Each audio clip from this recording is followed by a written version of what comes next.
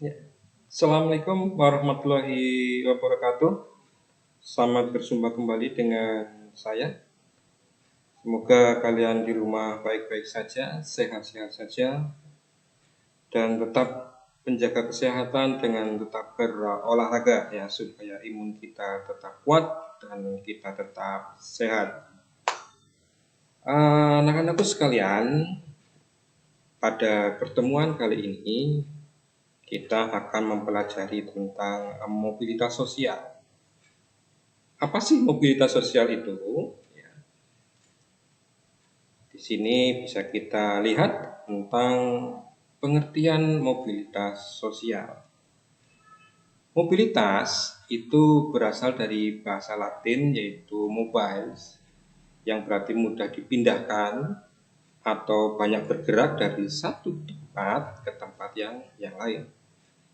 Sedangkan kata sosial yang ada pada istilah ini ya, mengandung makna gerak yang melibatkan seseorang atau sekelompok warga dalam kelompok sosial. Jadi, ya, mobilitas sosial adalah perpindahan posisi seseorang atau sekelompok orang dari lapisan satu ke lapisan yang lain. Ya, jadi kita garis bawahi ya bahwa mobilitas sosial adalah perpindahan posisi seseorang, atau sekelompok orang dari lapisan yang satu ke lapisan yang lain. Itu mobilitas sosial. Kemudian kita akan menuju ke bentuk-bentuk mobilitas sosial. Apa saja sih bentuk-bentuknya?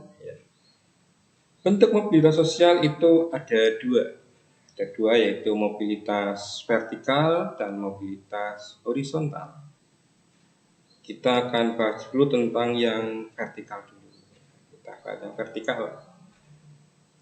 Mobilitas vertikal itu adalah perpindahan individu atau objek dari suatu kedudukan sosial, kedudukan ke kedudukan sosial yang lain yang tidak sederajat. Jadi pergerakannya vertikal ini adalah dari atas ke bawah atau dari bawah ke atas. Ya, ini perpindahan individu atau objek, arti dari suatu kedudukan sosial ke kedudukan sosial yang lain yang tidak sederajat. Nah, ini bisa dicontohkan di sini dicontohkan ada naiknya orang-orang berstatus sosial rendah ke status sosial yang lebih tinggi. Ya, di mana status itu telah tersedia. Di dalam mobilitas vertikal ini dibagi menjadi dua tadi ya, vertikal ke atas dan vertikal ke bawah. Ya. Vertikal ke atas itu apa?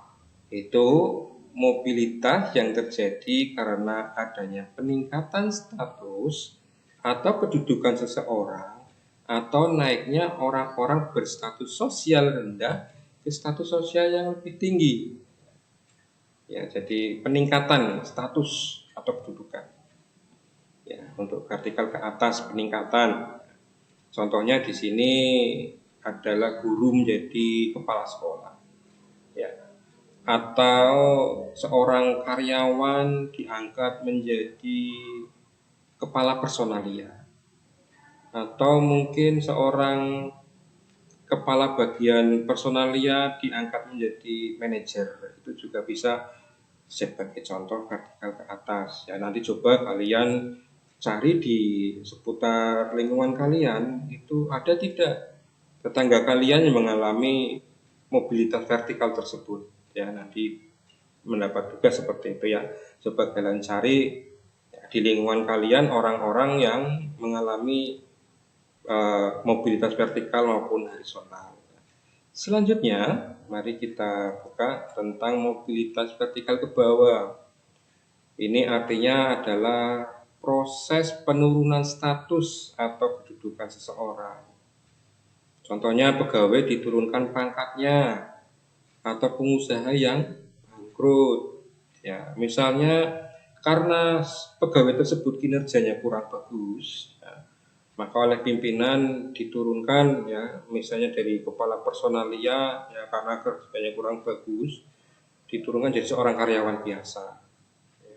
Atau mungkin seorang pengusaha ya karena dalam kondisi yang seperti ini penuh persaingan, usahanya bangkrut ya. Jadi dia juga mengalami vertikal ke bawah. Ya, itu contoh ya, mungkin nanti bisa dicari lah di lingkungan kalian apa saja contohnya. Kemudian di sini ada mobilitas horizontal. Untuk mobilitas horizontal sendiri artinya perpindahan status sosial seseorang atau sekelompok orang yang dalam lapisan sosial yang sama. Contohnya, di sini seorang kepala sekolah dipindah tugaskan di sekolah lain dengan tetap menjadi kepala sekolah. Ya, jadi kepala sekolah A ya, kemudian dipindahkan oleh dinas pindah ke sekolah B dengan tetap menjadi kepala sekolah. Itu tetap menunjukkan suatu kegiatan mobilitas horizontal ya.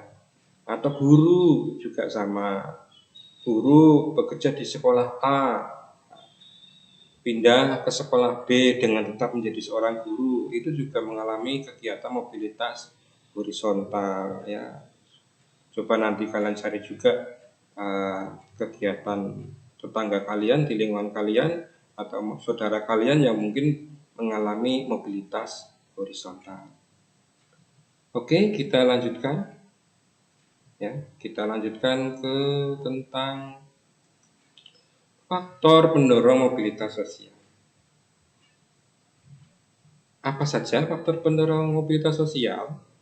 Itu yang pertama adalah status sosial. Yang kedua, keadaan ekonomi. Yang ketiga, situasi politik. Ada faktor struktural, faktor individu, dan akses pendidikan. Ini ada 6 ya, ada 6 faktor pendorong mobilitas sosial. Selanjutnya, apa sih faktor penghambatnya? Faktor penghambatnya ada 2, yaitu kemiskinan dan diskriminasi. Ini yang dapat menghambat tentang mobilitas sosial. Nah, selanjutnya tentang saluran mobilitas sosial.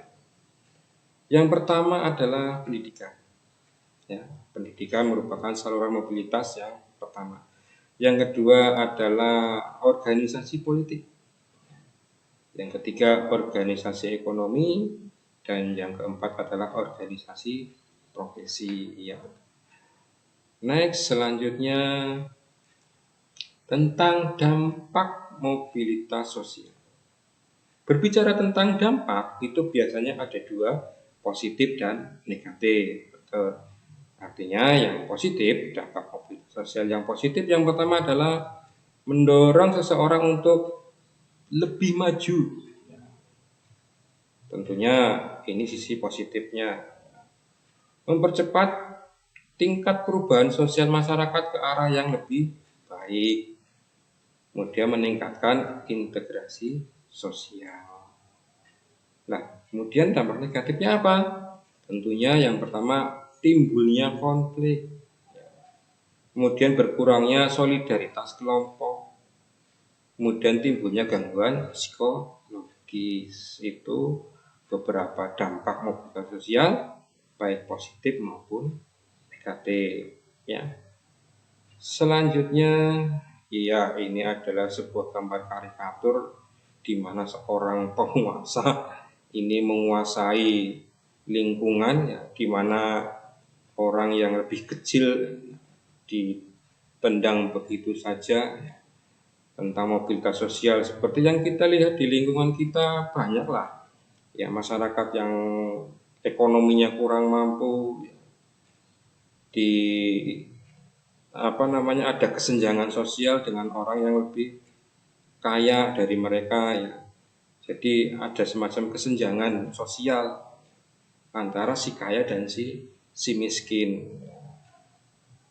Itu yang terjadi biasanya di lingkungan kita ada ya. Bisa kalian lihat lah tentang kegiatan mobilitas yang ada di sekitar lingkungan kalian. Ya seperti yang saya sampaikan tadi, nanti coba dicari kembali ya tentang contoh-contohnya ya. Kemudian terima kasih ya. Itu yang bisa kami sampaikan pada pertemuan kali ini tentang mobilitas vertikal. Sekali lagi tetap semangat walaupun dengan pembelajaran PJJ ya, karena dengan semangat, dengan belajar kalian jadi lebih pintar ya. Terima kasih. Assalamualaikum warahmatullahi wabarakatuh.